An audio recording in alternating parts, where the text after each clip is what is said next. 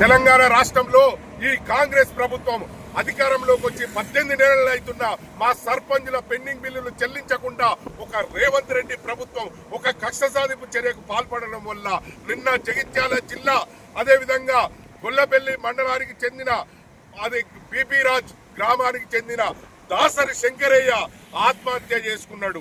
ఇది ముమ్మాటికి ఇది ప్రభుత్వ హత్య. ఎందుకంటే ఆయన అభివృద్ధి పనులు 10 లక్షల రూపాయలు తెచ్చి వడ్డీలకు తెచ్చి గ్రామాన్ని అభివృద్ధి చేసిండు.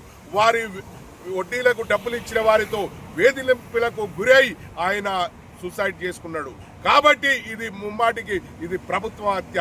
కాబట్టి ఇప్పటికీ ప్రభుత్వం మా సర్పంచుల పెండింగ్ బిల్లులు చెల్లించకుండా ఒక కక్ష సాధింపు చర్యకు పోవడం వల్ల అనేక మంది ఇంకా సూసైడ్ చేసుకున్న పరిస్థితిలో సర్పంచులు ఉన్నారు. కాబట్టి ప్రభుత్వం ఆలోచించి ఇది ప్రజా ప్రభుత్వం, ఇది ప్రజాపాలన అంటారు. మా ప్రజలలో మేము 10వ పౌరులం, సేవ చేసిన వాళ్ళం. ఇవాళ మేము అనేక మంది ఆత్మహత్యలు చేసుకొని చనిపోతున్నారు. ఈ ప్రభుత్వానికి పట్టనట్టు ఉన్నది.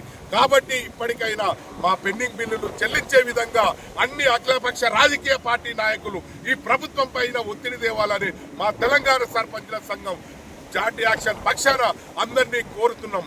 కాబట్టి ఇప్పటికీ ప్రభుత్వం చనిపోయిన దాసరి శంకరయ్య కుటుంబానికి ₹1 కోటి ప్రభుత్వం చెల్లించి వారి కుటుంబాన్ని ఆదుకోవాలి. ఇంకా ఇప్పుడు చనిపోయే పరిస్థితులు ఉన్నారు. కాబట్టి మా సర్పంచుల పెండింగ్ బిల్లులు చెల్లించిన తర్వాతే స్థానిక సంస్థల ఎన్నికలు నిర్వహించాలని ఈ ప్రభుత్వాన్ని డిమాండ్ చేస్తున్నాం. ఇప్పటికీ మీరు ప్రభుత్వంలో ప్రజాపాలనలో అనేక మంది సర్పంచులు చనిపోతున్నారు. కాబట్టి మా మీద దయతలిచి మీ సర్కార్ మా బిల్లులు చెల్లించాలని మేము వేడుకుంటున్నాం, కోరుతున్నాం. ఇంకా ప్రభుత్వం మేము హర్షిస్తున్నాం. కాబట్టి మా సర్పంచులు ఎవరు కూడా అధైర్యపడకండి. మా సర్పంచుల పెండింగ్ బిల్లులు చెల్లించే వరకు సర్పంచుల సంఘం జాయింట్ యాక్షన్ పక్షాన మేము పోరాడుతందుకున్నాం. అవసరమైతే ప్రభుత్వంతో ఎంతవరకైనా మేము పోరాటానికి సిద్ధమని తెలియజేస్తున్నాం. ఎవరు కూడా సర్పంచులు అధైర్యపడొద్దని ఈ మీడియా ద్వారా మీకు తెలియజేస్తున్నాం.